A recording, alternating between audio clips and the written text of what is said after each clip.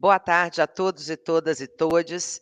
Eu sou Elza Loboski, psicóloga. Atualmente estou como conselheira da 16ª plenária, uma das organizadoras, né, do primeiro Congresso Mineiro de Psicologia do CRP04. Muito feliz com a participação de todos vocês nas nossas mesas, nos nossos minicursos, nas nossas conferências. Então, nós estamos chegando no nosso último dia. Não percam a nossa programação toda desse dia. E gostaria de agradecer a toda a equipe da coordenação desse evento, muitos de nós conselheiros, parceiros, né, da psicologia também nos ajudaram muito nessa organização, nossa equipe de comunicação e muitos funcionários do CRP04.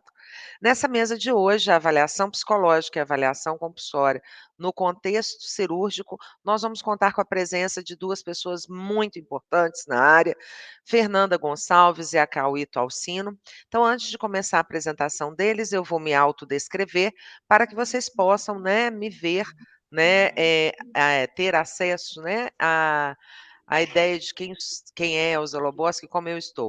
Eu sou morena, tá? Tenho cabelos castanhos claros, liso. Estou usando um óculos tipo de gatinha, né, com detalhes dourados, batom vermelho, uma blusa branca com detalhes azul marinho e azul claro atrás de mim, uma parede com tom bege claro. Então, eu vou apresentar a professora Fernanda e o professor Acauíto. A professora Fernanda Gonçalves é doutora em psiquiatria e saúde mental pela UFRJ, mestre em avaliação psicológica, fizemos mestrado juntas, né? Além de serem parceiros de trabalho, são super amigos, né? Aqui presentes, docente e coordenadora do curso de psicologia da Unesa, diretora da consultoria FGS e editora da revista Psicologia e Conexões. Acauíto Alcino, né, psicólogo, especialista em avaliação e diagnóstico psicológico, mestre em ensino pela PUC Minas, docente da área da avaliação psicológica na FCV e psicofarmacologia da PUC Minas, coordenador do GT em neuropsicologia e membro da comissão de orientação e avaliação psicológica do CRP Minas. Lembrando que a professora Fernanda, né, doutora, ela também é membro convidada da comissão de avaliação psicológica da subsede Sudeste e da sede aqui no nosso CRP 04. Então sejam muito, muito bem-vindos, Fernanda e Acauíto. Boa tarde, queria começar agradecendo esse convite, né, e seguindo os parâmetros da descrição, né, gostaria de começar me descrevendo. Eu sou Fernanda Gonçalves, eu sou uma mulher negra, tenho cabelos escuros, nesse momento escovado até o ombro, estou usando uma blusa bege, atrás de mim uma parede branca, estou usando um brinco em formato de borboleta e sem maquiagem no momento. Primeiro, queria começar não só agradecendo o convite, mas iniciando a minha apresentação com o que eu acho que é o mais importante. Eu costumo brincar nas minhas colocações hoje, que a gente fala muito do currículo Lattes, e é importante a gente falar dos vínculos também, né? Então, eu vou iniciar minha apresentação dizendo que desse currículo, eu acho que o de maior relevância é a minha parceria com a Elza, né? Que é uma parceria não só de trabalho, mas uma amizade que tem dado muitos frutos de pesquisa e produção, né? E como ela mesma colocou, eu sou doutora pela Universidade Federal do Rio e tenho trabalhado há algum tempo com a temática que eu vou discutir aqui com vocês hoje, que é a avaliação psicológica no contexto da cirurgia bariátrica. Costumo dizer que eu trago normalmente nesse tema mais inquietações do que respostas, né? E acho que isso também é importante nesse momento, para que nós possamos pensar em avanços em um contexto que é cada vez mais relevante. Pelo meu sotaque, vocês perceberam, eu sou do Rio, né? E o Rio de Janeiro tem muito essa preocupação com a condição física, né? Porque é uma cidade quente, com muito apelo à praia. Então, a cirurgia bariátrica aqui, no nosso contexto, é um procedimento cada vez mais recorrente, e ele é um procedimento eficaz para a saúde, não resta a maior dúvida, e nós não estamos aqui para questionar isso, mas ele traz alguns atravessamentos éticos e técnicos, e é sobre isso que eu gostaria de conversar um pouquinho com vocês hoje, tá? Então, eu vou pedir apoio à Amanda. Obrigada, Amanda. Então, avaliação psicológica para procedimentos cirúrgicos, né, e destacando aqui a cirurgia bariátrica, pode passar, Amanda, para o primeiro slide. Ele não fala de um procedimento tão recente, né? Na verdade, o primeiro procedimento foi realizado na década de 70, e o papel do psicólogo nesse contexto, né, essa obrigatoriedade da avaliação psicológica ou psiquiátrica, ela é da década de 90. Então, parece que nós estamos falando da inserção do psicólogo num procedimento contemporâneo, mas não, né? Nós já temos aí 3 décadas dessa obrigatoriedade da avaliação psicológica. O que a gente percebe como mudança é o crescimento da indicação dos procedimentos cirúrgicos, né? Então, as estatísticas apontam aí na última década um crescimento de 83%, e isso é que tomou aí um protagonismo, né, e um destaque da necessidade da avaliação psicológica nesse contexto. Então, principalmente a partir do momento em que esse procedimento passa a ser autorizado, né, pela iniciativa privada, então ele surge como uma proposta de saúde, né, de redução de peso, mas inicialmente exclusivamente no serviço público, no SUS, e a partir do momento que essa prática se torna também possível na iniciativa privada, nós temos um crescimento substancial do número de procedimentos. E isso acaba esbarrando, né, na nossa prática com a solicitação das avaliações psicológicas. E por que é que eu estou aqui nessa mesa, né, junto com a Cauê e com a Elza? Porque é uma obrigatoriedade. Então, não é discricionário a avaliação psicológica para procedimentos cirúrgicos, né? Há uma resolução que propõe a obrigatoriedade de uma avaliação ou por um psicólogo ou por um psiquiatra que aponte a condição psíquica de autorização para essa resolução. E aí, de imediato, vocês devem estranhar o porquê que uma avaliação psicológica ou uma avaliação psiquiátrica, né? Porque, ao contrário de muitos outros procedimentos que nós estamos habituados, como o porte de arma de fogo, por exemplo, né, que as resoluções já são bem minuciosas com relação aos procedimentos investigativos, a avaliação psicológica no contexto do trânsito, onde o objeto de investigação são competências, na avaliação psicológica para procedimentos cirúrgicos, predominantemente, o que são características restritivas são os transtornos psicológicos ou psiquiátricos. E, por esse motivo, entende-se que essa avaliação está na interface da psicologia com a psiquiatria. Mas a maior frequência de investigações dessa natureza são investigações da psicologia, tá? Pode passar, por favor, Amanda? Então, existem alguns critérios, né, que vão nortear a indicação da cirurgia bariátrica. E aqui a gente já esbarra em algumas questões éticas, eu não vou me ater muito a elas, porque a nossa proposta aqui é discutir as questões psicológicas, né? Mas ela é um procedimento que deve ser indicado por uma condição de saúde. Então, esse é o primeiro atravessamento, né? A cirurgia bariátrica não é um procedimento estético, ele é um procedimento de saúde. E ele deve ser indicado para pacientes de 18 a 65 anos, hoje já uma prerrogativa de adolescentes também realizarem essa cirurgia, né, a partir dos 16 anos, mas com um perfil mais restritivo. Essas pessoas devem ter tido um acompanhamento médico com uma tentativa de redução de peso sem sucesso, né, por pelo menos 5 anos. Então, esse acompanhamento médico, essa perda de peso, nós não estamos falando de dieta da lua, jejum intermitente, né? É de fato um acompanhamento com profissionais da área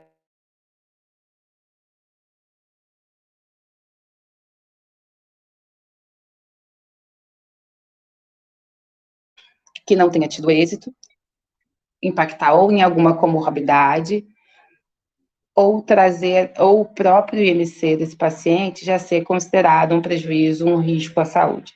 Então, a primeira coisa que a gente não pode esquecer quando pensa na cirurgia bariátrica é descaracterizar ela como um procedimento estético e caracterizar ela como um procedimento de saúde. E aí, quando nós pensamos por essa vertente, como uma proposta de qualidade de vida, ela é um procedimento com muita eficácia, tá? Então, vocês devem já ter visto na literatura, né, principalmente nós psicólogos, discussões a respeito do impacto da cirurgia bariátrica no processo de saúde, né, no saúde mental. Ela traz, sim, alguns prejuízos, mas principalmente quando nós estamos falando dessa indicação sendo uma indicação por questões estéticas, né, e não clínicas de saúde. Pode passar, Amanda, por favor.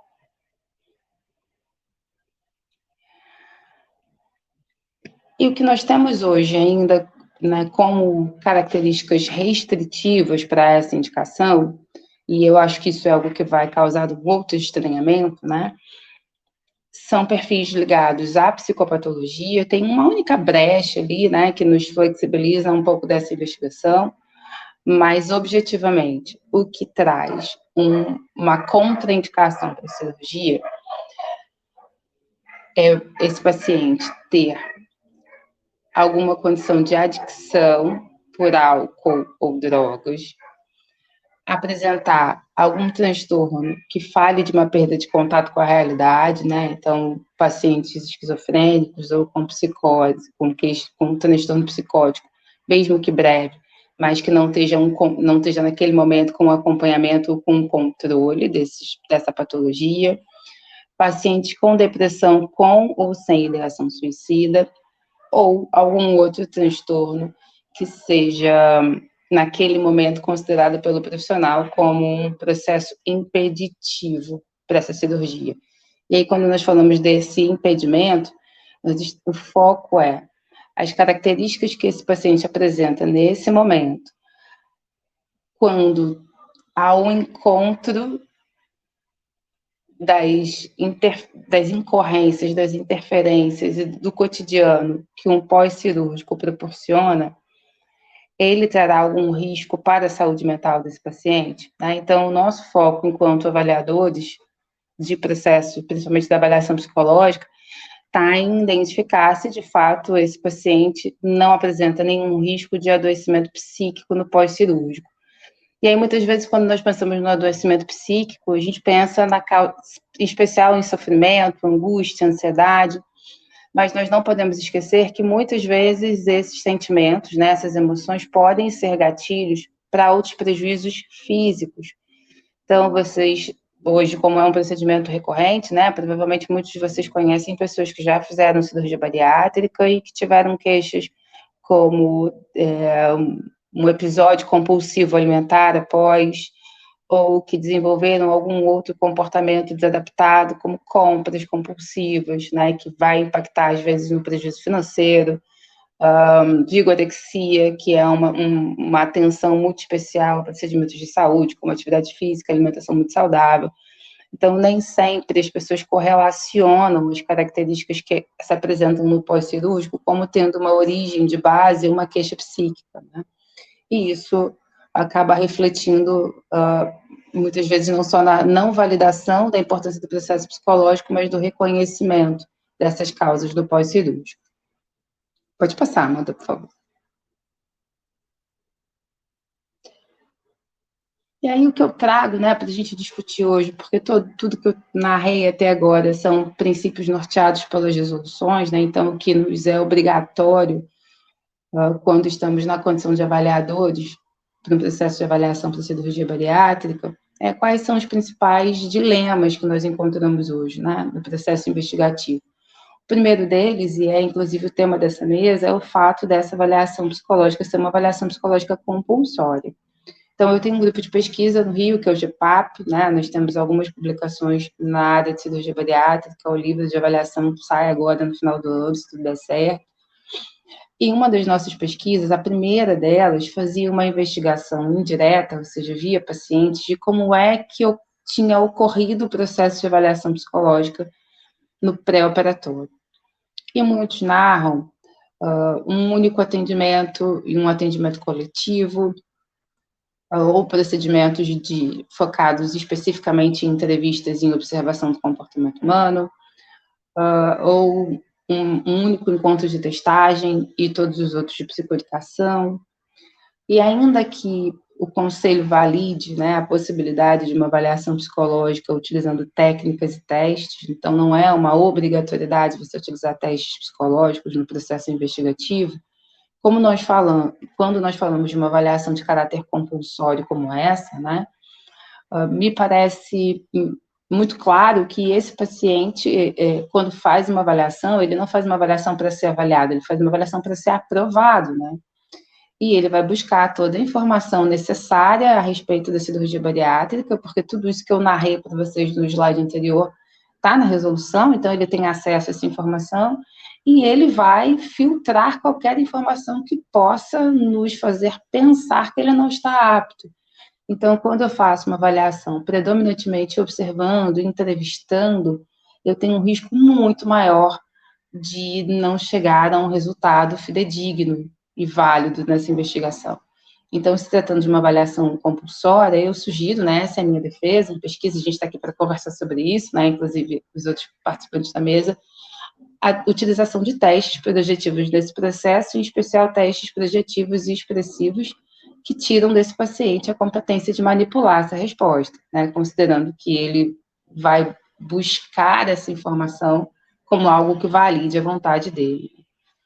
E uma outra questão que eu percebo com muita frequência em colegas que trabalham em avaliação psicológica, em especial com avaliação psicológica para a cirurgia bariátrica, é o dilema entre saúde mental e desejo do paciente.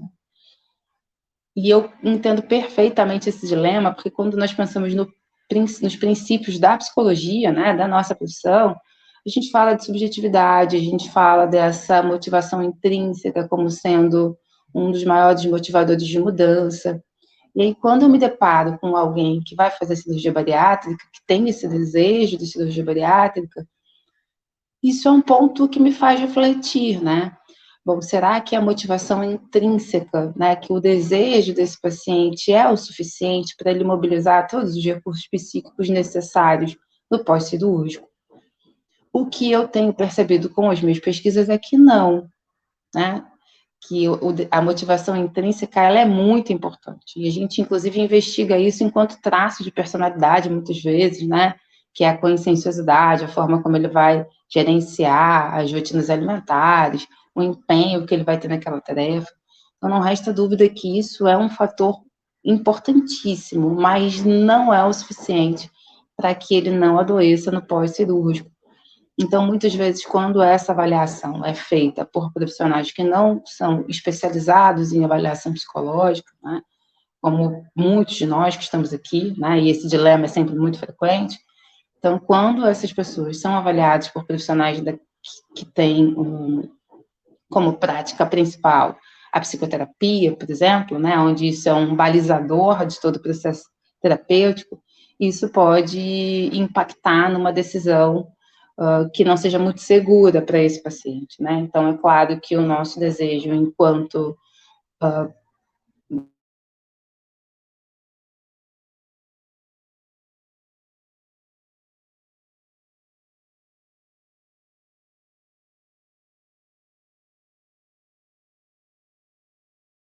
avaliador, é que a gente se depare. Vou dar um passo atrás aqui na minha fala, porque eu acho que teve uma interrupção na conexão, né? Então, quando nós falamos, né, de um profissional que está no contexto da avaliação psicológica, é importante que a gente entenda que, ainda que haja uma motivação, um interesse, existem outras características que podem impactar num adoecimento no pós-cirúrgico. Mas nós temos um dilema que é o inverso também, né? Que muitas vezes esbarra, inclusive, num preconceito de que quem vai fazer cirurgia bariátrica vai fazer a cirurgia bariátrica porque não quer tentar uma outra alternativa, né? Porque não quer se subjugar a uma alimentação saudável, porque não quer se adaptar a uma atividade física, e aí a gente acaba patologizando esse sujeito, né? O nosso papel ali é sempre investigar se ele apresenta características que podem evoluir para um adoecimento no pós. Uma vez que essas características não se evidenciem na avaliação, não nos cabe tomar essa decisão do pode ou não pode pelo sujeito, né? Então, fazer uma avaliação de característica com princípios da neutralidade, que é um dos princípios de qualquer prática da avaliação, não tendo como, entrando nesse processo, de alguma forma imaginando que sempre haverá uma outra alternativa, né? Não nos cabe decidir isso, nos cabe ali avaliar se aquele paciente apresenta condições psíquicas naquele momento que podem evoluir para um procedimento saudável ou não, né? Uma adaptação saudável ou não no pós-cirúrgico. E o último ponto que eu trago para a nossa discussão, né, que o meu tempo já está próximo aqui de encerrar, são as questões éticas na indicação da cirurgia. Então, quando a gente pensa na indicação da cirurgia no Sistema Único de Saúde, né, esse paciente vem sendo acompanhado por uma equipe interdisciplinar, que é quem vai propor essa indicação para cirurgia. Em alguns momentos, na iniciativa privada, entre a tomada de decisão para a cirurgia e a cirurgia propriamente dita, não leva nem um mês. Algo que, se nós formos pensar numa avaliação psicológica com caráter clínico, né, porque a cirurgia bariátrica tem um viés de avaliação psicológica clínica, não seria tempo suficiente para dar sequer um diagnóstico, que dirá, né, o processo na íntegra entre a tomada de decisão e a cirurgia. E isso faz com que esse processo investigativo tenha uma característica diferente do que nós normalmente pensamos quando pensamos em avaliação psicológica clínica, né, em psicodiagnóstico, como o que a Jurema Alcide normalmente propõe. Você recebe uma queixa, investiga e dá a devolutiva. Então, todo o nosso processo de esclarecimento, de discussão do percurso daquela patologia ou de discussão daquele comportamento, numa avaliação tradicional, acontece na devolutiva. Quando nós falamos da avaliação psicológica de caráter para a cirurgia bariátrica, as coisas têm uma proposta que eu acho muito interessante e utilizo, que é a necessidade do processo de psicoeducação no decorrer do processo. Então, se eu fosse hoje diferenciar a avaliação psicológica clínica da avaliação psicológica clínica para a cirurgia bariátrica, eu a diferenciaria por esse ponto. Então, é interessante, e eu diria que importante, que no decorrer do processo de avaliação, você, enquanto psicólogo, traga o esclarecimento do que é cirurgia bariátrica para o teu paciente, de quais são as condições psíquicas que ele pode se deparar no pós, de explicar os motivadores que devem, de fato, nortear esse processo decisório tão importante, né? Porque muitas vezes, quando nós pensamos na cirurgia, a gente só pensa na perda de peso, que é o principal ganho, mas a cirurgia também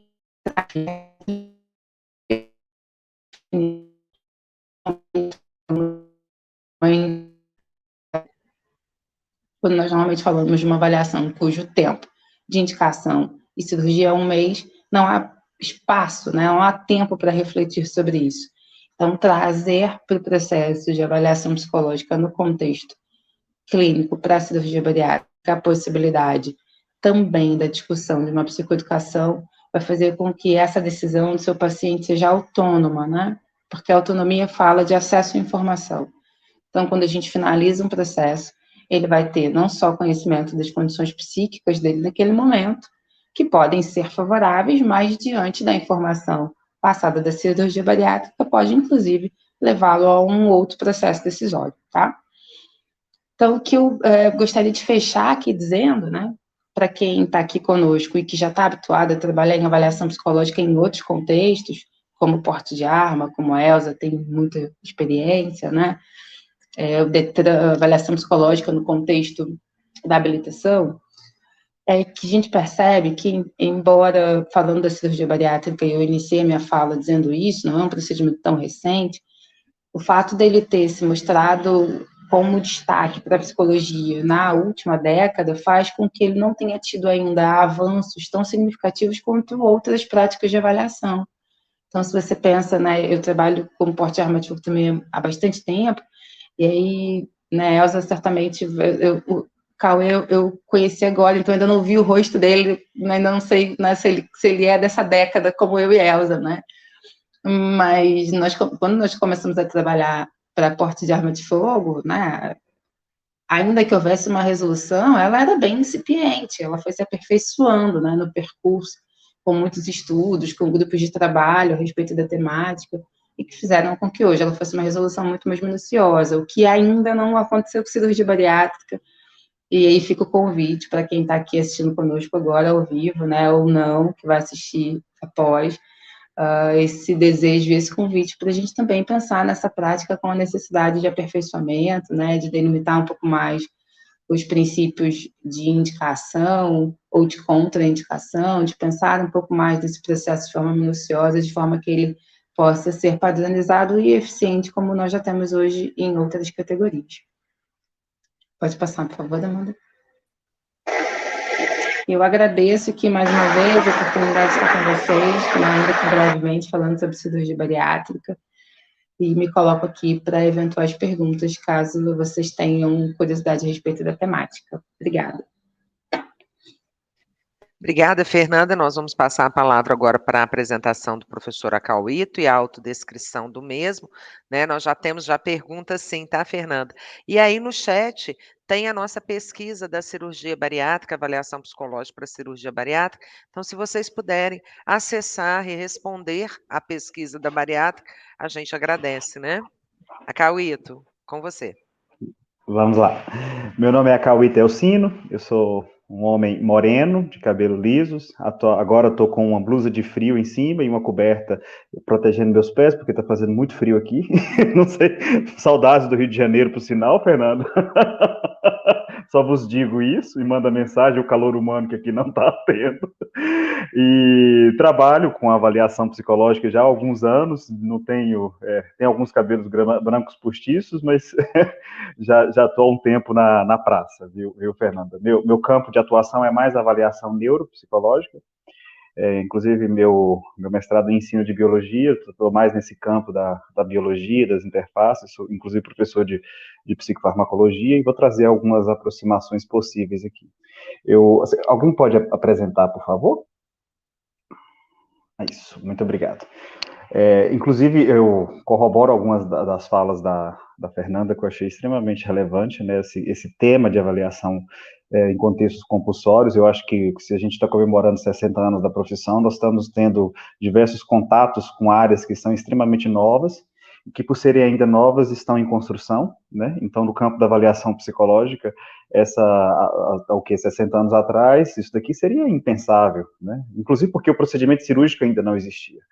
Mas nós já temos aqui, nesse momento, alguns dos grandes avanços nesse campo da avaliação psicológica, que contempla, inclusive, a cirurgia bariátrica, mas também outros procedimentos que a gente também considera no contexto das avaliações compulsórias. E aqui nós podemos falar, por exemplo, pode passar o slide, por favor?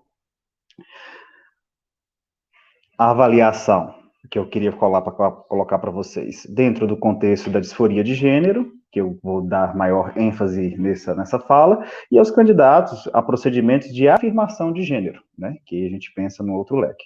É claro que a gente sabe também que não se resume a isso, né? Então, em outros contextos, a avaliação dentro dos procedimentos cirúrgicos também contempla, por exemplo, situações nas quais ainda não estão previstas como obrigatoriedade, no entanto, é muito bem-vindo uma avaliação psicológica. E eu cito aqui, por exemplo, a avaliação psicológica dentro do campo da neuropsicologia, principalmente quando você vai fazer correlações anatomoclínicas, especificadamente em alguns pacientes que vão ser submetidos a procedimentos cirúrgicos, alguns pacientes que são submetidos a procedimentos cirúrgicos dentro do contexto vascular, e nós sabemos que dentro dessa categoria, os pacientes, por apresentarem um risco de desenvolvimento de alterações cognitivas frente a essa complicação vascular, então é extremamente útil traçar essa linha de base antes e pós o procedimento cirúrgico, e também as avaliações nos casos dos transplantes, e que é um contexto que cada vez mais se torna crescente, ainda é desconhecido por alguns profissionais, mas que é extremamente útil, inclusive por conta das especificidades que um transplante, de qualquer que seja o órgão, leva à qualidade de vida, funcionalidade do indivíduo e também ao seu entorno que está inserido. Então, só a critério de ilustração aqui, se nós pensarmos, por exemplo, no contexto de uma avaliação de transplante renal, o paciente que ele está sendo submetido a transplante renal, existem várias especificidades que devem ser investigadas, tanto do ponto de vista para se mapear se ele de fato é um candidato a esse procedimento cirúrgico, como também a consciência dele sobre essas implicações que poderão ser levadas para a vida dele. visto, por exemplo, que o próprio rim, nós temos funções específicas, desde a ativação do eixo HPA, que a gente chama de hipotálamo pituitário adrenal, que fica uma glândula superior ao rim, né? Em cima do rim nós temos uma glândula que está relacionada com a ativação desse eixo, até, por exemplo, situações em que fármacos são excretados pelo rim. Então, uma simples alteração da função renal pode alterar na concentração sérica desse fármaco na corrente sanguínea. Então, nós temos uma outra especificidade dessa terapia renal e também da cirurgia renal, que é o caso. Mas voltando ao contexto da avaliação psicológica para a disforia de gênero, pode passar, por favor? Nós temos aqui um campo novo. Por que vocês ouviram aí eu falando sobre a afirmação de gênero? Porque nós temos aqui várias possibilidades de procedimentos, e os procedimentos, eles devem ser considerados, que incluem, a citar, por exemplo, a questão da afirmação de gênero, que pode ser desde uma mastectomia, da retirada das glândulas mamárias, a um procedimento de histerectomia, ou até um procedimento de redesignação sexual. De modo geral, o que todos esses procedimentos englobam é um procedimento cirúrgico de afirmação das características do gênero, né? Então, isso é muito importante ter essa visão mais ampliada desse aspecto. E cito aqui, por exemplo, também, que não se chega a ser um procedimento cirúrgico, mas que está relacionado com essa terapia, que é a terapia hormonal, né? Então, que é um procedimento também passível de intervenções para a afirmação do gênero. Se eu falo de avaliação psicológica dentro desse contexto, eu tenho que pensar qual é a função da avaliação psicológica. A função da avaliação psicológica, além de mapear características, identificar, descrever, também é de predizer, ou seja, dizer antes características que podem ser interessantes a um contexto da qual estou estudando.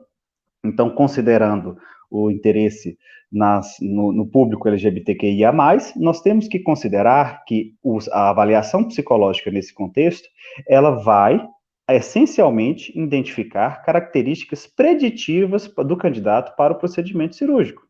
E aí, quando eu falo disso, eu estou falando de um contexto extremamente específico, da qual nós temos que ter consciência dessas especificidades para poder ter uma maior capacidade de investigação dessa realidade. Eu trouxe aqui um slide que eu acho muito importante, de uma teoria que acho que alguns conhecem, e quem não conhece, por favor, solicito que tenha interesse sobre isso, que fala sobre a teoria do estresse das minorias. Então, considerando o estresse, e inclusive meu mestrado foi sobre estresse também, e eu posso falar um pouquinho com mais propriedade sobre isso, o estresse, ele não significa a impressão que nós temos daquela forma aguda desse fenômeno. Ele implica, muitas vezes, em uma vivência crônica que vem acompanhada de diversos desdobramentos. E eu cito aqui, por exemplo, a fala que a Fernanda me deu uma brecha para falar. Quando a gente fala, por exemplo, da obesidade, uma das características da obesidade é que ela vem acompanhada de um processo chamado de dislipidemia, que está associado a alterações metabólicas específicas nos componentes sanguíneos, correlacionadas com taxas de lipídios, gorduras. A dislipidemia também se correlaciona com uma síndrome que a gente chama de síndrome metabólica, que é um dos sintomas extremamente corriqueiros nos quadros de estresse crônico. Então, por isso que hoje se sabe mais essa correlação da dislipidemia, do estresse metabólico e também da inflamação subclínica, que são conceitos que se retroalimentam na obesidade e que também não se aplicam à obesidade, mas sim a toda a população que está em contato com níveis de estresse elevados. E se eu estou falando de um público específico, que, por exemplo, as travestis, nós sabemos que têm uma expectativa de vida reduzida, em média 35 anos. Na Roma Antiga, a média de expectativa de vida era 33 anos. Então, nós temos um público específico que tem uma expectativa de vida extremamente reduzida. Isso é uma questão de saúde pública. Então, quais são os fatores que estão incidindo sobre essa expectativa de vida para que eu possa avaliar e considerar os riscos possíveis desses procedimentos? Então, ao mesmo tempo, pego aqui um outro dado, uma travesti é expulsa, em média, de casa, né, expulsa de casa aos 13 anos de idade. A expulsão aos 13 anos de idade implica em uma cascata de dificuldades na vida que vão ser marcadores de dificuldades específicas com relação à aquisição de trabalho, mecanismos de busca de saúde. Então, nós temos impactos diretos que vão reduzir essas estatísticas de vida. E quando nós falamos do estresse nas minorias, e aí nós temos que entender que essas minorias, elas não são minorias minoritárias, elas são minorizadas, né, pela sociedade. Isso não significa que são poucas pessoas na sociedade, muito pelo contrário. Essa é uma população que cada vez mais cresce por diversas características. Nós temos que considerar que existe alguns aspectos que são considerados fatores de estresse sobre essa população. Então, aqui, essa teoria eu acho muito interessante, que ela descreve as expectativas de rejeição, as discriminações, a ocultação da sexualidade versus a saída do armário, a construção de uma identidade LGBT, né, que ia mais, a homofobia internalizada, dentre outros. Basicamente, nós estamos identificando fatores de riscos que se correlacionam com esses aspectos das minorias. Pode passar, por favor? Para predizer como que será a avaliação psicológica. Pode passar, por favor? Então, dentro dessa teoria, nós temos que investigar em específico mais algumas características dos estressores, por exemplo, das experiências de vitimização caracterizada pelos preconceitos, a violência, a rejeição, a agressão relacionadas à orientação sexual. Então, todas as experiências, elas são importantes para se fazer na área de avaliação psicológica, desde os processos de violência com relação à caracterização do preconceito vivenciado, até as violências corretivas, como os estudos mostram. Então, por exemplo, na situação da população lésbica, é muito comum vocês ouvirem falar do estupro corretivo, né, em que a violência através do estupro dá uma conotação de correção, né, dessas pessoas que aplicam essa violência. Então, isso é um contexto específico que deve ser investigado, se a pessoa foi submetida a esse tipo de realidade. A homofobia internalizada, né, que está relacionada a ideias aversivas de uma pessoa LGBTQIA+, né, a ocultação da identidade sexual, e nós estamos vendo que esses aspectos, eles estão extremamente presentes na história de vida do indivíduo. Então, de modo que é muito relevante e salutar que, ao fazer uma investigação psicológica dentro desse contexto, independente de qual especificidade do LGBTQIA+, o importante é você buscar nesse quadro o histórico de vida dessa pessoa, né, os marcadores dos processos que ele vivenciou e o desejo pelo qual ele busca esse procedimento. Pode passar, por favor? E para isso, gente, deixa eu ver se eu consigo passar aqui. E para isso é importante nós entendermos o conceito de disforia de gênero. Então, sem diagnóstico não há tratamento. E aqui o diagnóstico não é da orientação sexual, não é da orientação afetiva sexual, não é de como que essa pessoa se orienta, o afeto e a sexualidade, mas sim do sofrimento em que ela vivencia diante essa incongruência entre o gênero experimentado, né, barra o gênero expresso, designado pela pessoa. Então, existe, em essência, nessa característica de diagnóstica, uma incongruência entre esses processos, entre o sexo e a identidade de gênero dessa pessoa, da qual é passível de um forte sofrimento. Então, o conceito de disforia é exatamente disso, né? Ou seja, desse desconforto, desse estado de humor rebaixado que implica em dificuldades com relação à tristeza, à ansiedade, né, a fobia, aspectos negativos, quando eu falo negativos aqui é no sentido de ruim, não de menos, do quadro de humor, que estão relacionados à questão de gênero. Então, a proposta desse último diagnóstico, dessa última revisão do DSM, que vai ser revisado agora recentemente, em outubro, saiu novo, é exatamente classificar não a orientação sexual, mas o sofrimento que a pessoa vivencia frente a esse contexto que está se imposto neste momento. Pode passar, por favor? Então, nós temos aqui algumas questões, né, que é, por exemplo, lá, que estava no slide anterior, esse sofrimento, né, o forte desejo de ter características sexuais, primárias ou secundárias a outro gênero, forte desejo de pertencer a outro gênero. Vocês estão vendo que a questão ela se volta para o contexto do gênero. E isso foi um grande avanço nos estudos com relação à questão de gênero, exatamente porque nós saímos de uma patologização da orientação sexual para o entendimento do sofrimento decorrente dessa dificuldade, dessa incongruência entre o gênero experimentado e o sexo que a pessoa apresenta no presente momento. Pode passar, por favor? Então, para isso, nós temos que entender que a implicação desse diagnóstico, ela leva a uma assistência especializada.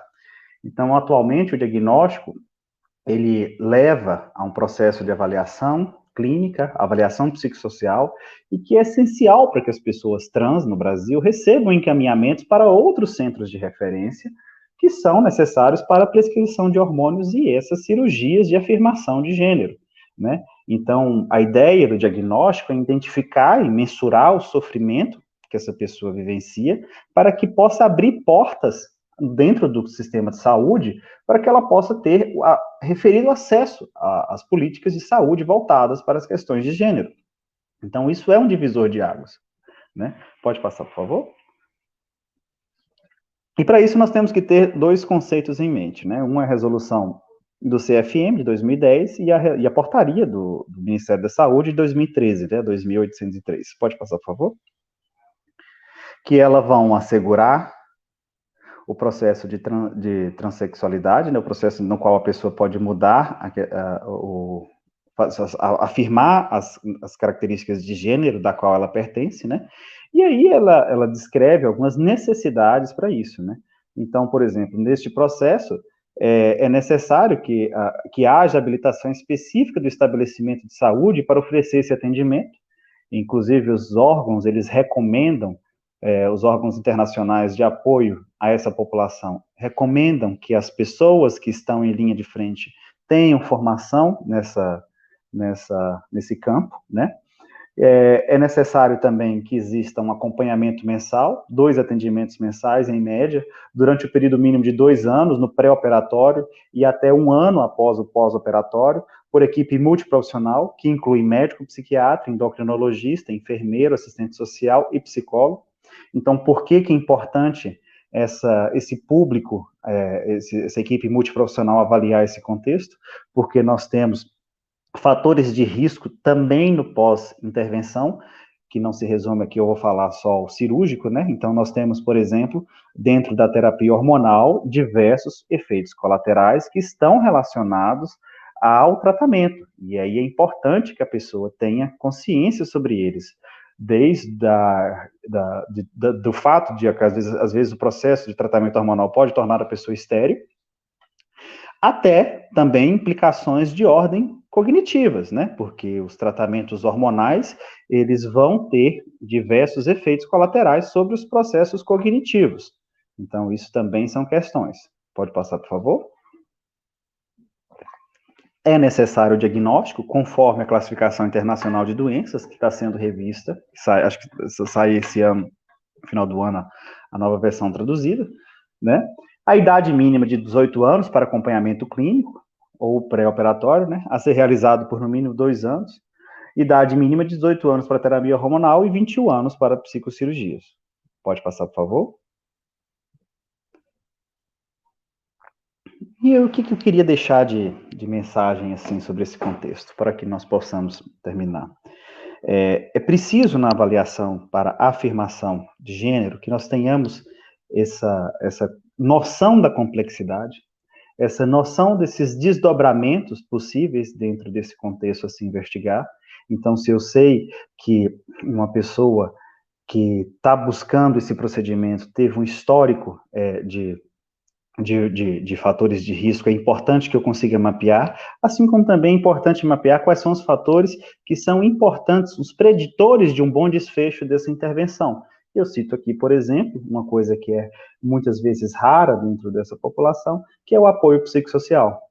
visto que, como eu citei aqui inicialmente na minha fala, a maioria dessas pessoas são expulsas de casa em idade muito precoce, e que implica em um desdobramento de vulnerabilidade psicossocial e de maiores contatos com estressores, né, nesse aspecto do estresse das minorias. Então, é importante também que eu avalie e que eu fortaleça dentro desses processos, como a Fernanda falou da psicoeducação, essas características que são preditoras de bons desfechos nesse contexto.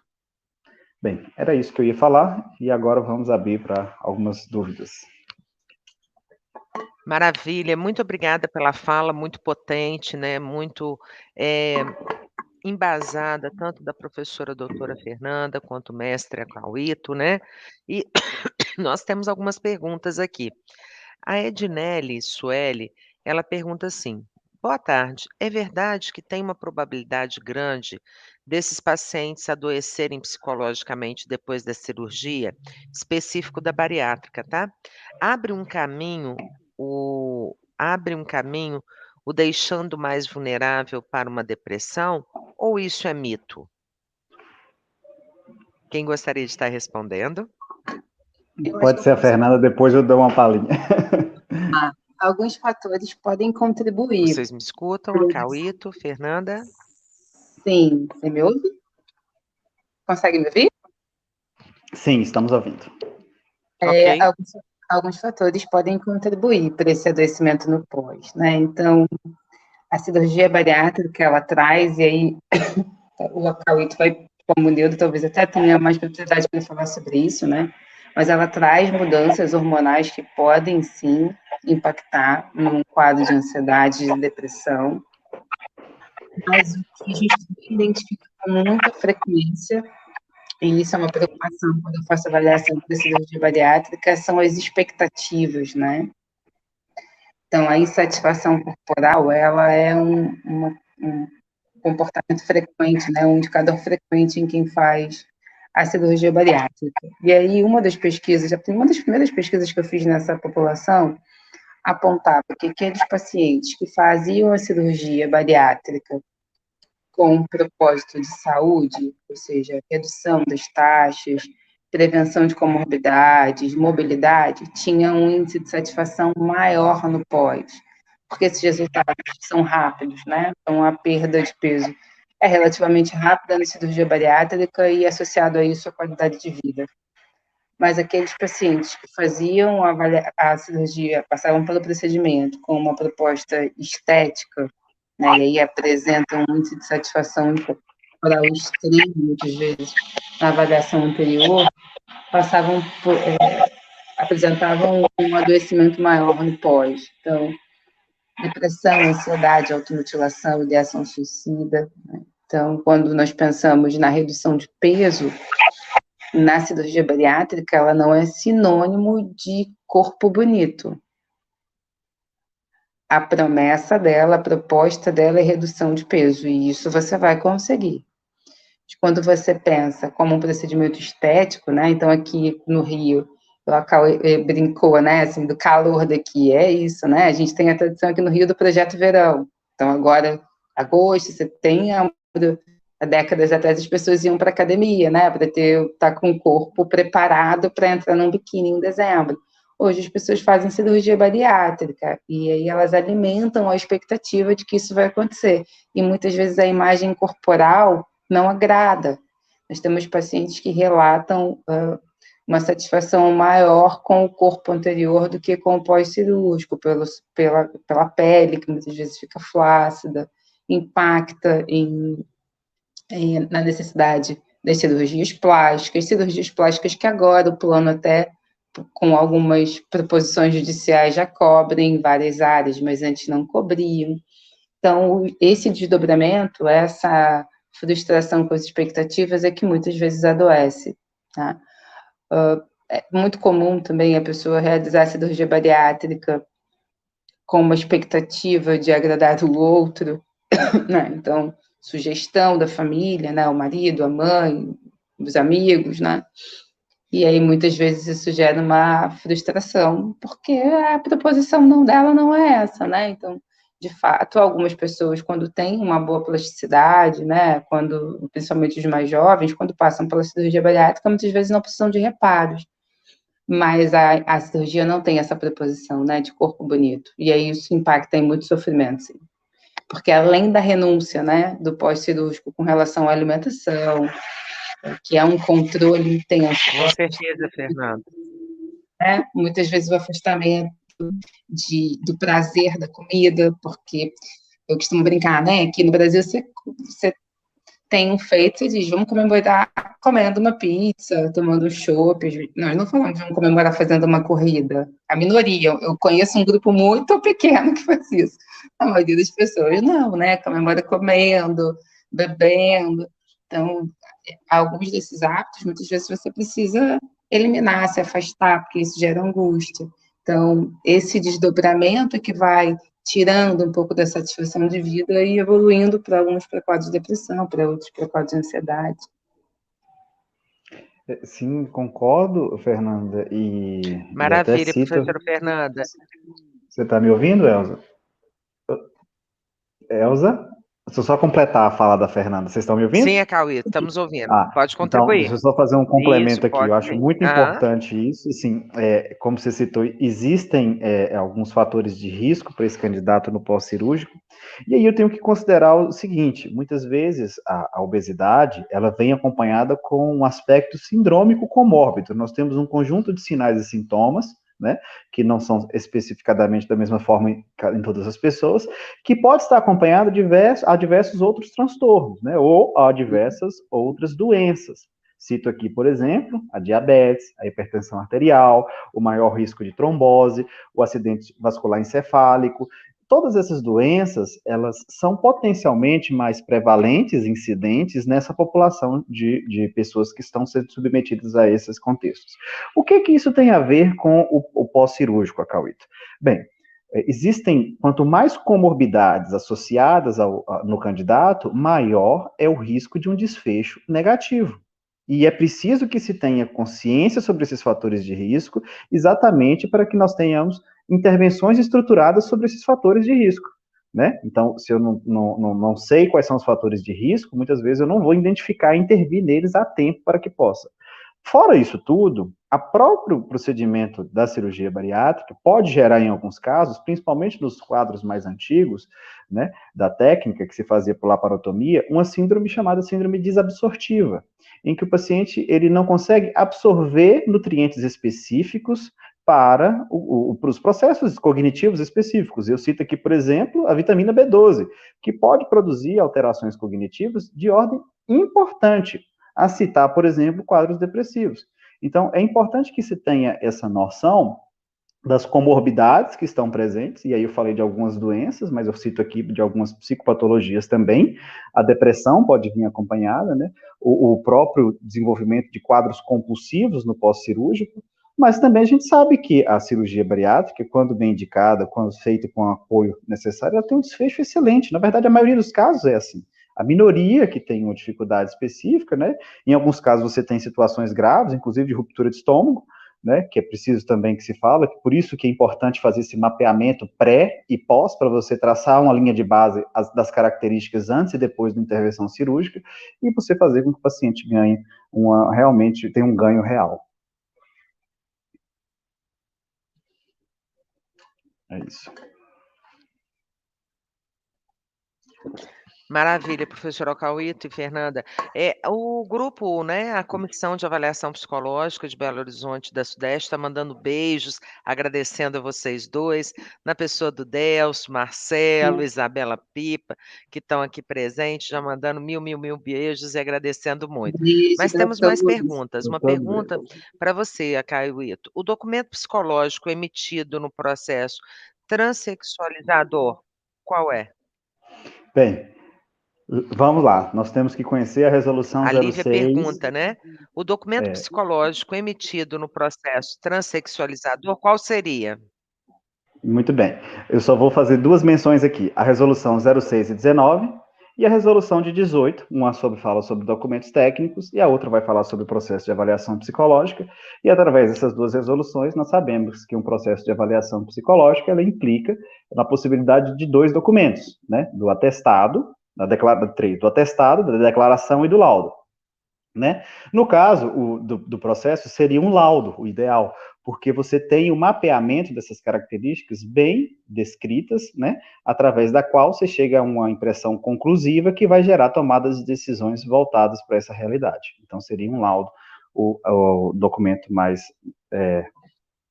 necessário.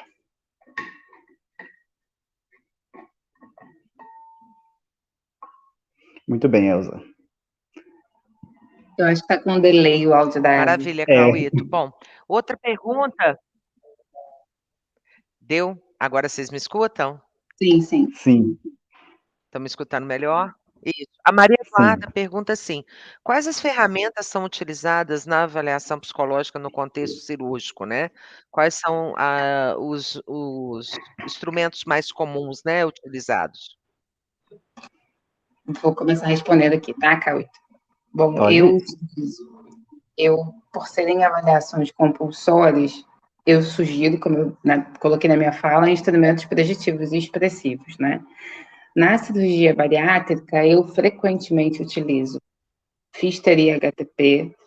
Eu gosto de incluir uma escala de personalidade, então eu prefiro a bateria fatorial da personalidade, o BFP, né? Mas existem outras possibilidades, como o IFP, o NELP.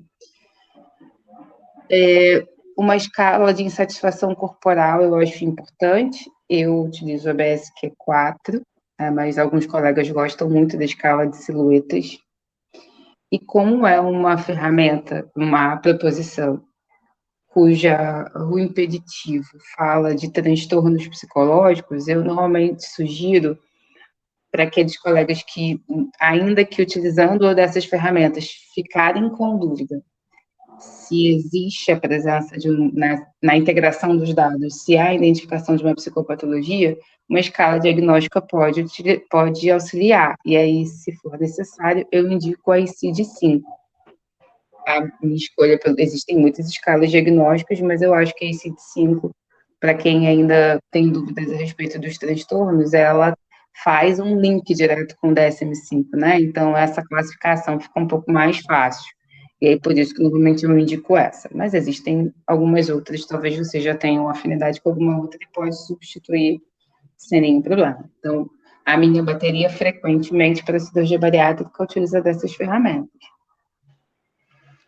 Eu vou só fazer um complemento, Fernanda, e sim, concordo, uso esses mesmos instrumentos. Vou só dar um retorno que a resolução de 18 abriu a possibilidade de nós termos fontes fundamentais e fontes complementares de dados. Então, dentro das fontes fundamentais, nós temos esses instrumentos, é muito importante a avaliação do contexto da personalidade, a avaliação também de processos cognitivos, e eu cito aqui, por exemplo, o controle inibitório, e eu dou uma ênfase aqui ao que a Fernanda falou, da validade de se usar instrumentos expressivos e projetivos. Haja visto, por exemplo, que dentro de uso somente de inventários, nós temos grande risco de ter uma resposta aquiescente, por exemplo, que é uma possibilidade, e com maior presença de desejabilidade social. Então, quando se aplica esse tipo de instrumento e faz um rastreio através de outros instrumentos, que o paciente não tenha tanto controle, é importante esse resultado. E por que se faz isso? Porque quando a gente avalia situações dentro do contexto cirúrgico, pode ser muito comum, né, Fernanda, se eu estiver errado, você me corrige, mas o falseamento de dados para vantagens. Então, às vezes o candidato não é candidato naquele momento para a cirurgia. Na verdade, muitas vezes na bariátrica a gente vê até um fenômeno contrário, né, Fernanda? Eu vou engordar para ganhar peso para poder fazer a cirurgia. Isso daí é um fenômeno muito, muito comum e que, na verdade, é muito importante que o psicólogo tenha esse entendimento para que ele possa identificar quais são os fatores que estão sendo falseados e assim ele ter essa intervenção. E então, falando aqui um pouquinho das fontes fundamentais, agora nós podemos falar também das fontes complementares de dados, né? Então, o que seriam fontes complementares de dados dentro de um processo de avaliação como esse? Nessas fontes, o psicólogo, necessariamente, ele não pode fundamentar suas tomadas de decisões somente nesses instrumentos, mas como o próprio nome diz, ele complementa um raciocínio técnico e científico. Então, nas situações das avaliações para o contexto cirúrgico, nós não temos instrumentos ainda voltados especificadamente para o contexto da bariátrica, por exemplo. Nós não temos cirurgias para o contexto da cirurgia de transplante, nós ainda não temos esses instrumentos. Existem algumas escalas, alguns instrumentos de avaliação internacionais que podem ser utilizados como fonte complementar de dados. É claro que eu não posso embasar diagnósticos, não posso embasar fundamentações nesses instrumentos, mas é possível que se tenha esse entendimento dessa característica. Então, posso complementar. Associado a isso também, né, considerando esse aspecto multiprofissional desse quadro, eu posso também beneficiar de um raciocínio no qual eu tenha contato com outros resultados de outros profissionais para que eu possa embasar meu raciocínio, né? Então, relatórios médicos, né? Estudo psicossocial que pode ser feito por outro profissional, entra como fonte complementar de dados. Eles complementam o meu raciocínio e a minha tomada de decisão.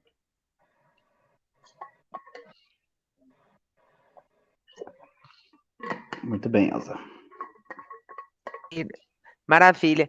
Tem algumas pessoas pedindo, Fernando, para você repetir as escalas. Houve uma interferência no som. Você conseguiria repetir as escalas BFP? Claro, eu sugeri HTP, Pfister, as escalas BFP, BSQ4, que é uma escala de insatisfação corporal. Eu prefiro a BSQ4, porque eu acho que ela tem um controle maior nas respostas, mas alguns colegas gostam muito da escala de silhuetas, que foi a que eu citei, e a entrevista diagnóstica em si de 5. Posso acrescentar só mais uma que acho que a vale para mim e para a Fernanda... sua? Pode, claro. A escala de percepção e suporte familiar, porque considerando que é muito importante o aspecto familiar no pós-cirúrgico, tanto da bariátrica, porque você tem estágios que são muito importantes que o paciente tenha muito rigor no procedimento, né? Inclusive na ingestão de alimentos líquido, pastoso, sólido, mas também do apoio psicossocial na questão de gênero, né? Da afirmação de gênero, em que é fundamental esse aspecto. Sem dúvida. E aí, aqui vai ficar gravado, né? A gente não pode dar dados de teste, mas aqueles que já trabalham com HTP vão conseguir fazer uma integração de dados interessante da escala de suporte familiar com alguns indicadores do HTP, né? Porque, sem dúvida, e aí, esse é um dos motivos, inclusive, de eu pensar na avaliação psicológica da cirurgia bariátrica como sendo um procedimento clínico também, né? Porque é uma investigação holística, não é algo que vai se na competência daquele avaliado, como normalmente nós fazemos numa avaliação para habilitação, né? Então, existem algumas outras variáveis do contexto em que ele está inserido que caracterizam essa avaliação como uma avaliação psicológica clínica. É um psicodiagnóstico interventivo, né, Fernanda? Eu acho que em todos esses aspectos cirúrgicos, nós temos a avaliação antes, para se identificar linha de base de diversas características, durante, né? Então, pode ser feita no ambiente hospitalar, né? Às vezes, os processos de tratamento, eles demandam mais de um tempo pontual, né? E também pós, para que você tenha essa avaliação e comparação desses aspectos para você identificar o que foram ganhos e prejuízos nesses casos, né? Então, por exemplo, nos quadros vasculares, que eu citei lá no exemplo, a cirurgia vascular, quando implicada em um tempo de anestesia maior, em alguns pacientes que já têm risco vascular, pode vir acompanhada de prejuízos cognitivos importantes, né? E que podem, muitas vezes, desencadear quadros demenciais. E eu cito aqui, por exemplo, a demência vascular, que tem esse aspecto, esse perfil de desempenho cognitivo marcado por perdas cognitivas, alterações específicas após os processos isquêmicos, né, que são de risco dentro desse contexto.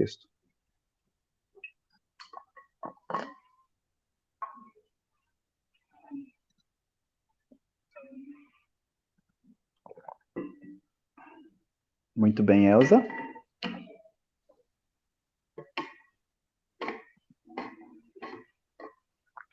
Maravilha. Nós temos aqui o Antônio, que traz, né, para a Fernanda, parabéns pelas falas e provocações necessárias a uma conscientização sobre a cirurgia bariátrica, que é uma questão de saúde pública no Brasil, que relativamente uma população de hábitos alimentares propensos a ganho de peso. Parabéns. Eh, a última pergunta, tá, que eu vou trazer para vocês aqui em função do nosso tempo, a Maria Eduarda diz o seguinte: Acho que caiu.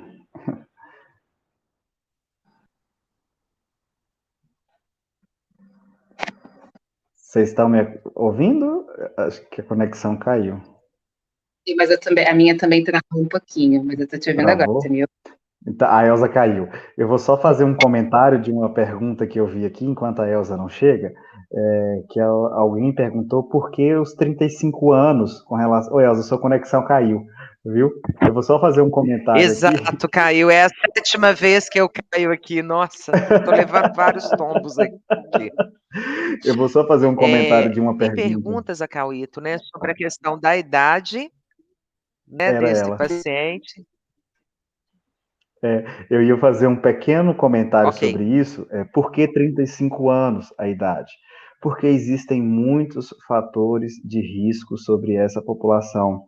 Então, nós ainda. É claro que quando a gente fala de uma população, como eu falei, minorizada, isso não significa que é minoria, né? Porque é uma população extremamente grande, mas minorizada, silenciada pela população, pelo resto da população. Então, nós precisamos entender que existem muitas vulnerabilidades que diminuem a expectativa de vida dessas pessoas. E nós tivemos ganhos em muitos contextos, em outras realidades, mas nesse contexto da população LGBTQIA+, nós ainda não tivemos ganho na expectativa de vida.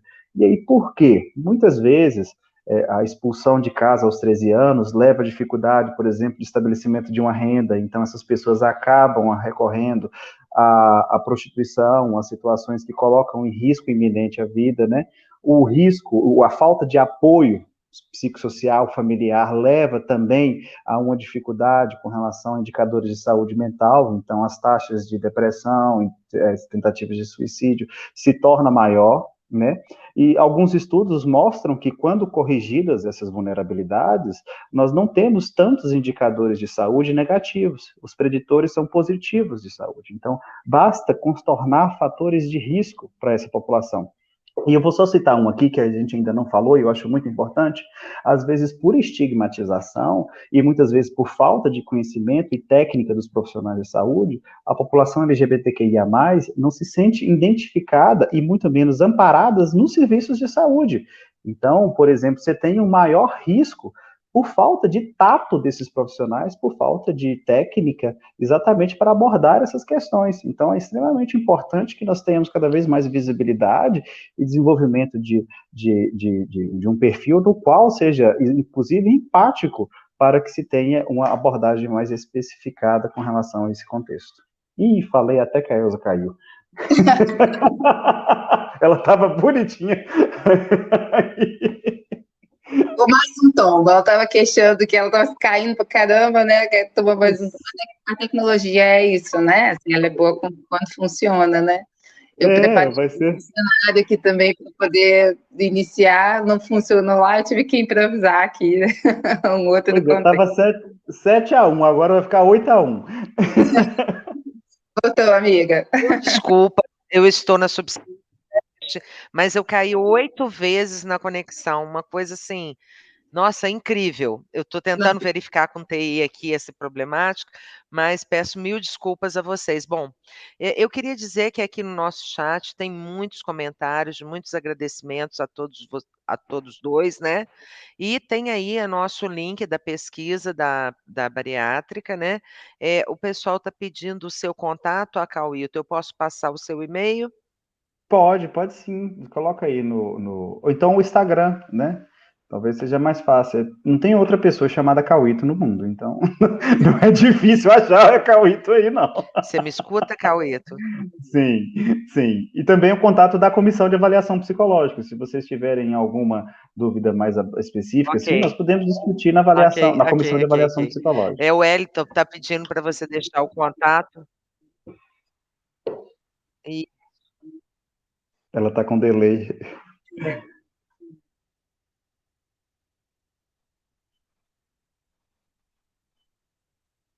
O Wellington está falando aqui com base na minha resposta, o Wellington ou o Antônio, com base na minha resposta, corrobora a necessidade de políticas públicas de saúde, sociais, empregabilidade, dignidade para essa população. Sim, acho que isso daí é um fator que nós precisamos exatamente dar visibilidade e legitimidade sobre esse contexto à própria população, né?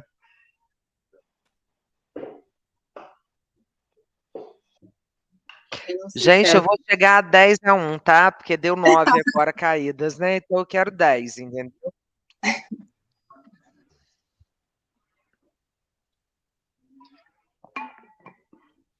Vocês conseguem me escutar agora? Conseguimos. Sim. Bom, gente, então assim, as pessoas estão perguntando, né, sobre essa questão de cursos de pós-graduação, especialização, extensão na área, né? O que vocês indicariam?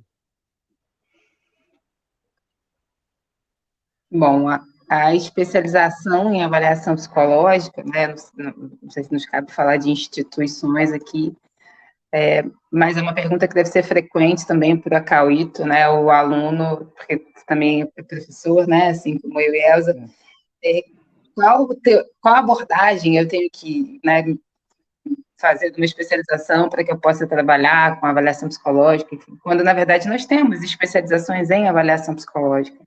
Então, se de alguma forma você se reconhece nessa prática, né, dentro dessa nova vertente do conselho, dessa necessidade da especialização em avaliação psicológica para algumas atividades, eu acho que seria isso, né, você procurar na sua região instituições renomadas, se atentem ao currículo Lattes dos professores que compõem o corpo docente, porque a gente está num momento em que a visibilidade é muito fácil com as redes sociais, né, enfim, então todo mundo pode ensinar tudo, mas às vezes de qualquer jeito. Então, uma especialização em avaliação psicológica, ela sim vai poder tornar a sua prática mais ética e técnica. Então, nós estamos falando aqui de Minas, e né, o evento é proposto por vocês, mas, obviamente, temos pessoas aqui do Brasil todo. Eu acho que quem está em Minas, de alguma forma, é privilegiado, né, porque nós temos muitos profissionais de excelência em Minas Gerais, muitos cursos de especialização de alta qualidade, e recomendo, sim, que vocês busquem uma especialização para que vocês possam ter uma prática, principalmente quem trabalha com avaliação psicológica, onde as respostas são tão pontuais, né? Você está amparado por uma boa formação é de extrema relevância. Sim, sim, eu acho que assim, a gente não pode realmente fazer nenhuma promoção a um curso específico, mas eu acho muito importante que vocês tenham esse raciocínio de que o tema é complexo e que isso não é ruim, isso é muito bom, porque tem mais de uma variável, então a gente tem que entender. Se fosse uma única variável, seria simples. E ainda assim poderia ser perigoso, porque você só está pegando uma única variável.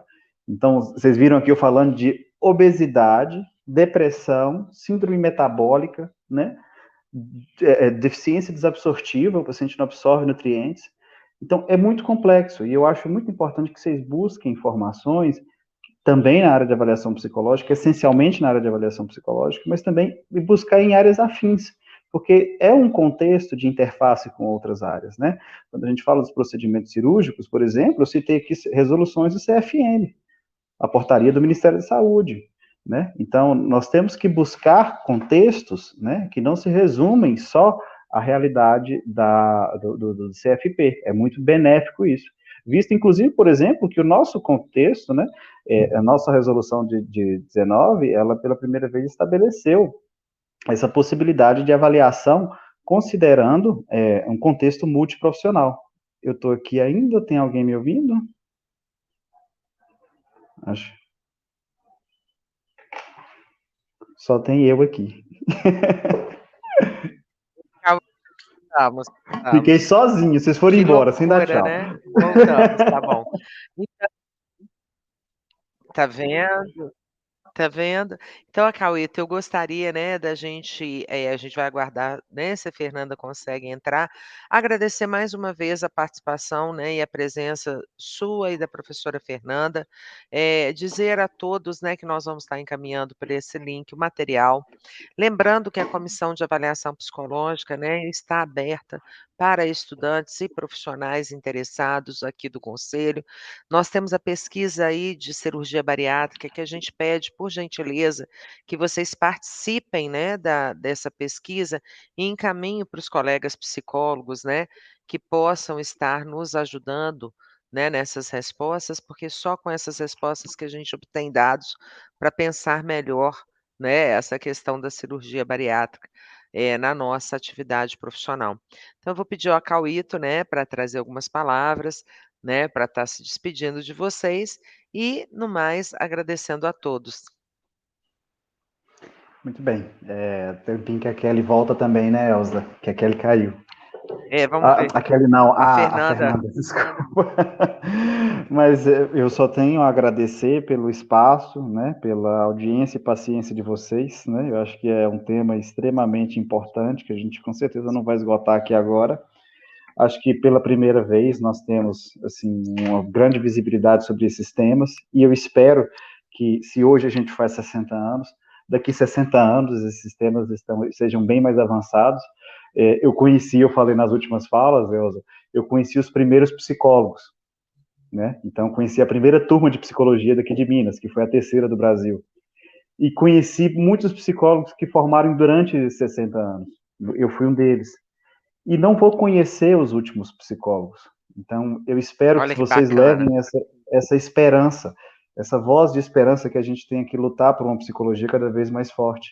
E não é óbvio isso que eu estou falando. Em alguns lugares do mundo, a psicologia tem sofrido dificuldades. Eu citei na última fala, por exemplo, a realidade de Angola, em que a psicologia foi extinta. Né? Os cursos de psicologia foram extintos porque o Ministério da Educação achou que tinha que investir em outras áreas do conhecimento. Então, uma realidade conquistada não significa consolidada, depende de vocês. Depende exatamente da gente buscar esse conhecimento, principalmente na área da avaliação psicológica.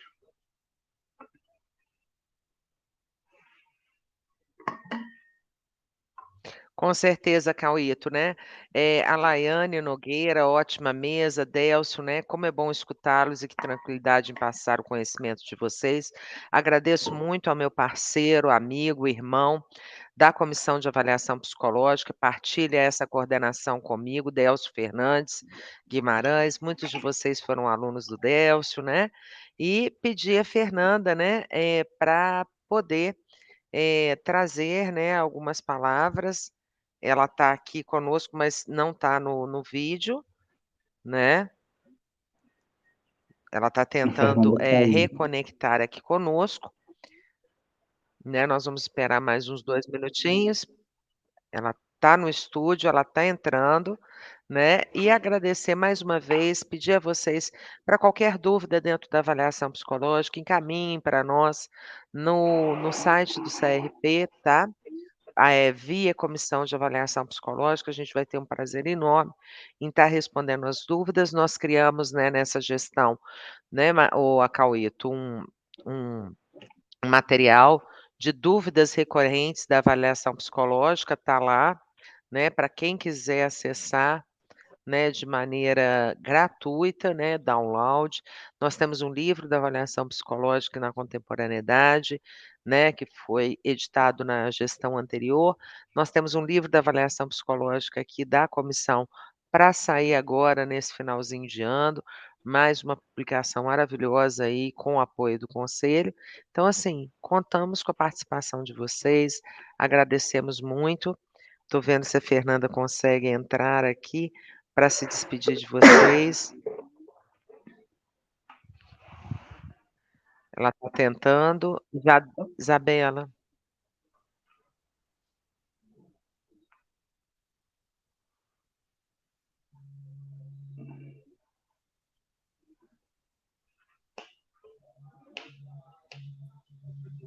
Voltou.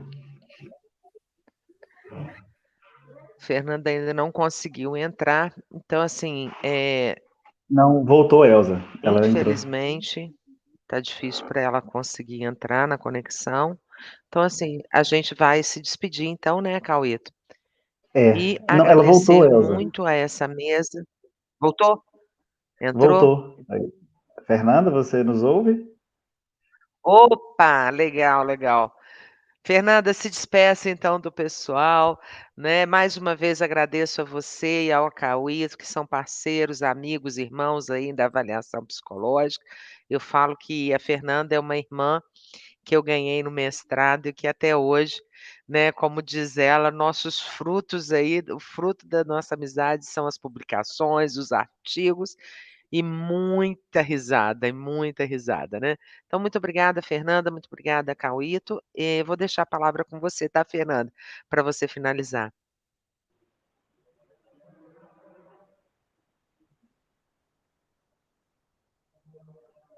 Tá nos escutando?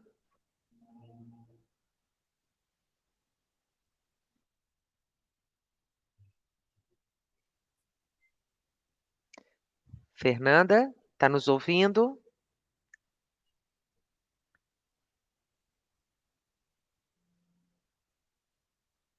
Quase, ok.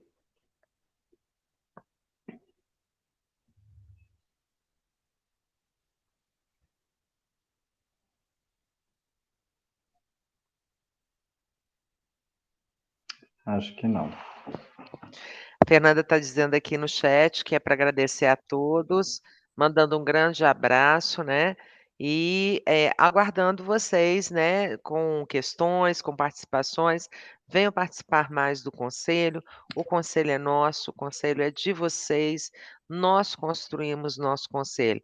Então muito obrigada pela participação desse primeiro congresso, não percam, né, os nossos últimos, eventos no dia de hoje, participem, né, e nos vemos com certeza em outras oportunidades da avaliação psicológica. Esse ano a gente tem aí EMAP, ano que vem a gente tem IBAP, então, né, a gente vai se esbarrar nesses espaços com certeza.